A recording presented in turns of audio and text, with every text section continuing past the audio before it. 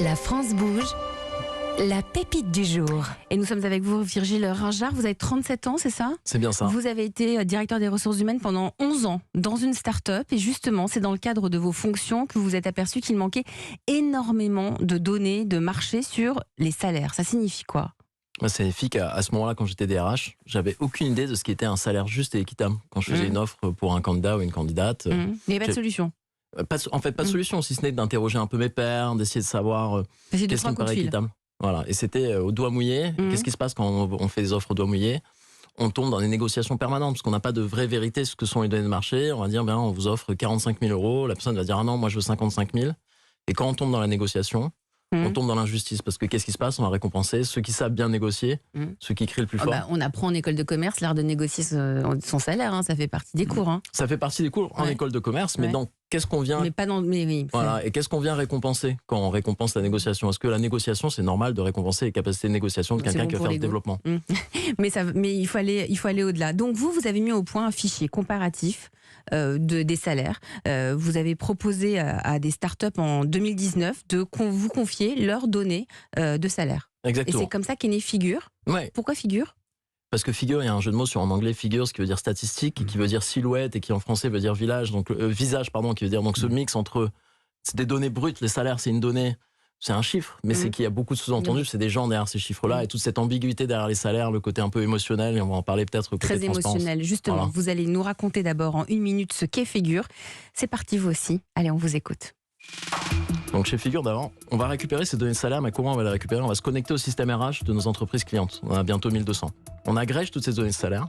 Et une fois que c'est fait, il y a 2 choses que l'on permet à nos entreprises de faire, clientes. La première, c'est d'accéder au salaire de marché en temps réel. Combien gagne un développeur senior à Paris ? Combien gagne un ou une data analyst en télétravail ? Combien gagne un responsable marketing à Londres ou à Berlin, parce qu'on est présent en Europe. Donc ça, c'est accéder aux données de salaire en temps réel du marché. Et la deuxième chose qu'on fait, c'est qu'on analyse les données de nos entreprises clientes et on en fait 2 choses. Un, on va faire une analyse des écarts de salaire homme-femme à poste égal pour mettre en avant les inégalités. Et 2, on va aussi analyser le positionnement marché de leurs équipes et de leurs individus. On va dire, par exemple, votre équipe marketing et finance sont plutôt bien payées, votre équipe développement, votre équipe RH sont payées en dessous du marché. Et même au niveau individuel. On va aller dire, attention, chez vous, Alexandre, il est peut-être bien payé pour son rôle. Chloé, à son poste, 90% des personnes sur le marché sont mieux payées qu'elle. Donc attention, elle a un risque d'être débauchée.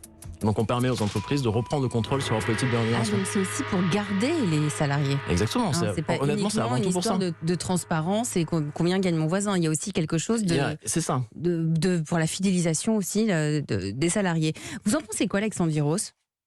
Je pense que c'est sur le fond une bonne chose. Je pense qu'on est un pays qui a une culture, une société qui a de la difficulté à parler des questions d'argent. On n'est pas comme d'autres pays où on en parle très très vite.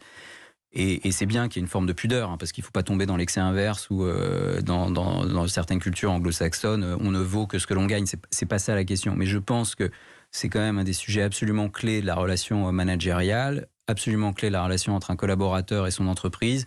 Et je pense que le fait d'avoir des outils un peu plus scientifiques, de pouvoir factualiser ce qui sinon est simplement de l'ordre d'un fantasme, ça fait partie des bonnes choses. Donc je pense que c'est important et c'est ce qui permet de faire progresser une situation, l'égalité entre les hommes et les femmes au niveau des salaires. Bon, je pense qu'à partir du moment, c'est ce que je disais tout à l'heure d'ailleurs, c'est on ne peut améliorer que ce que l'on mesure. À un moment donné, avoir cette mesure et simplement regarder la réalité en face et se dire en fait il y a des inégalités et ces inégalités n'ont pas lieu d'être, comme toute inégalité. On peut les corriger à partir de ce moment-là. Donc je pense que c'est une bonne chose. Donc c'est une bonne chose. Si vous êtes ici aujourd'hui, Virgile, c'est parce que vous avez aussi des besoins. Vous souhaitez étendre votre solution auprès d'autres entreprises. Aujourd'hui, vos entreprises clientes, c'est qui ? C'est des startups ou plutôt des on a commencé sur les startups, donc maintenant on a majoritairement encore des startups, mais on est plus dans les entreprises tech digitales ou filiales tech digitales de plus grands groupes. Vous voulez aller vers des entreprises plus grands groupes, plus traditionnelles. Exactement. Mais justement, on va demander à Nathalie Carré, qui est en charge de l'entrepreneuriat. C'est son métier d'accompagner le développement des entreprises. On va voir ce qu'elle en pense. Bonjour Nathalie. Bonjour Elisabeth, bonjour tout le monde. Alors Nathalie, vous avez analysé comme chaque jour les startups pour la pépite du jour. Figure, Virgile, donc il a des besoins. Il vise 2000 entreprises à la fin de l'année et il souhaite poursuivre sa percée auprès des entreprises plus matures. Vous en pensez quoi Nathalie ? Quelles sont vos suggestions ? Alors évidemment, pour une entreprise mature, le sujet, c'est pas de créer une grille salariale, comme ça pourrait être le cas pour une start-up, mais plutôt de la tenir à jour, puisque les métiers évoluent, et puis surtout les aspirations des collaborateurs évoluent.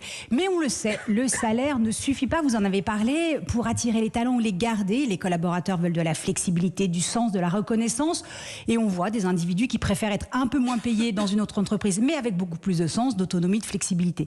Et les entreprises, elles veulent des collaborateurs curieux, autonomes, agiles, avec une attitude positive, qui sachent résoudre des problèmes, prendre des initiatives, bref, des collaborateurs entrepreneurs. Et les salaires ou les compléments de salaire peuvent aussi dépendre du niveau de ces soft skills, comme on dit.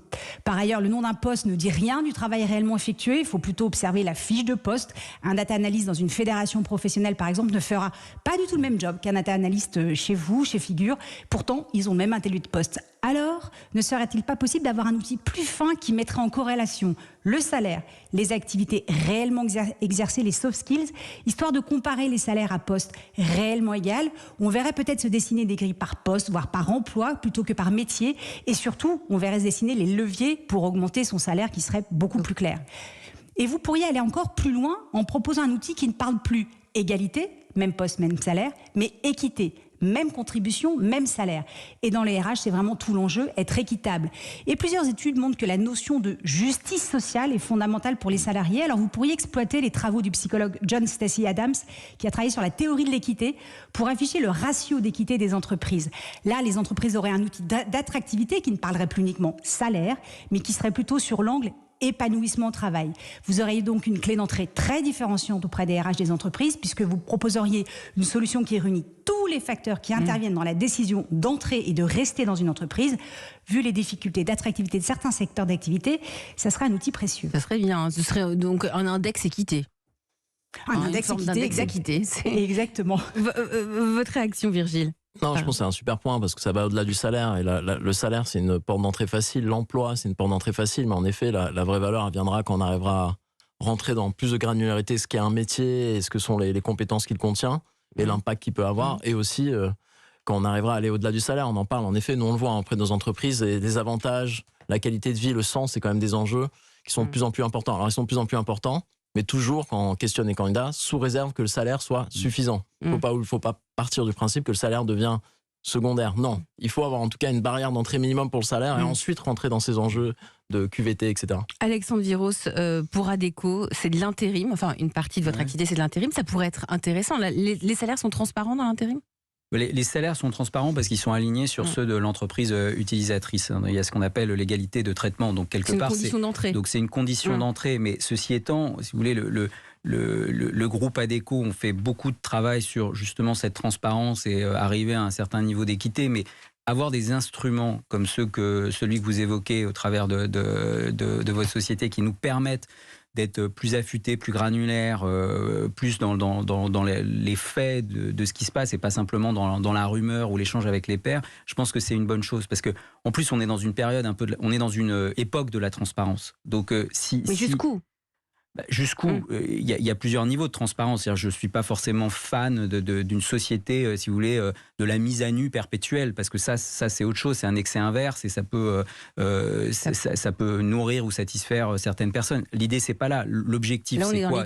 L'objectif, c'est l'équité. Et en revanche, c'est-à-dire que quand il n'y a pas de transparence, il y a de l'obscurité, et ça va pas. Et ça va pas, et ça casse le contrat social qui lie l'employeur à son collaborateur. Donc ça, je pense que moi, j'aime bien l'idée de la mesure. C'est pas l'index pour l'index, parce qu'après on va dire il y a trop d'index, trop de mesures, trop de chiffres. C'est pas ça, mais c'est quand même. Vous le disiez d'ailleurs, c'est pas secondaire, c'est quand même la base de la base. Vous travaillez, les gens travaillent quand même pour un salaire. Après, c'est pas après. À côté, il faut du sens, il faut le plaisir qu'on prend au travail, tout ce que ça va nous apporter, bien entendu. Mais c'est pas du tout une question secondaire. Elle est primordiale. Donc, je pense que c'est bien de pouvoir apporter une espèce de scientificité, autour de cette question-là. De plus rigoureux. Virgile, vous êtes ici aussi parce que vous souhaitez vous tourner vers l'international. Vous voulez aller ailleurs qu'en France. Nathalie, vous là aussi, vous avez quelques idées. Oui, alors pas de miracle, mais 2 pistes à vous proposer. Écoutez, c'est déjà pas mal. Contactez la CCI des Hauts-de-Seine pour que le conseiller international qui suit votre secteur d'activité vous aide dans votre démarche d'internationalisation, notamment le choix des pays cibles et des meilleurs moyens d'approche. Ou, deuxième option, pour les pays que vous avez déjà ciblés, il y existe un bureau Business France du pays et vous pouvez leur demander une prestation de communication de relations publiques. En fait, ils ont des attachés de presse à l'étranger qui sont biculturels, qui connaissent bien les médias professionnels locaux, qui disposent d'un bon canard d'adresses, qui peuvent vous organiser des conférences de presse, des rendez-vous journalistes, des événements. Donc évidemment, le plan de com est adapté aux pays visés. Vous pourrez même vous inscrire sous la marque ombrelle Choose France à l'international pour appartenir à un collectif de start-up qui se projette sous un même étendard. En tout cas, toutes les infos sont sur le site teamfrance-export.fr. Voilà, de l'audace, de l'innovation et des contacts pour que Figure devienne l'application mondiale de l'équité sociale en temps réel.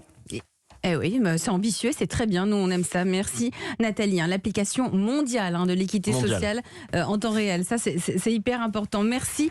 Si vous aussi vous êtes une pépite, si vous avez envie de venir pitcher votre projet d'entreprise ici à la France Bouge, Nathalie Carré, pouvez-vous nous rappeler l'adresse s'il vous plaît? Et il n'y en a qu'une, c'est E1-la France Bouge. Adresse mondiale.